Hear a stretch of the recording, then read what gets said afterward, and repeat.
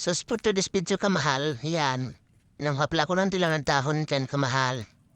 Subscribe lang po sa YouTube channel ko kamahal. And yan po. Nanggal po ko ng dilaw ng dahon dyan.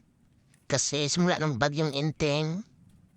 Daming bulok na dahon kamahal. Tsaka marami din mga bulok na halaman. Yan yung mga pulo, mga bulok. Tatanggal ko na yan. Ito yung mga dahon, grabing dilaw. Kadami. Hirap talaga kasi yung orchids kasi kamahal. Pag umuulan, nabulok yun. Pag palagi umulan ng isang linggo. Nabulok lahat yun, mga dahon, dilaw. Kaya kailangan tanggalin yan kasi pag di tanggalin yan, mamatayan. Mamatayan lahat. Yan dito sa bintayin kong building, grabing bulok. Pagkadaming dilaw na dahon.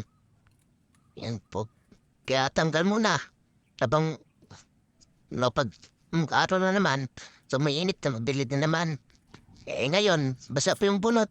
Tanggalan mo na ng mga bulok na dahon.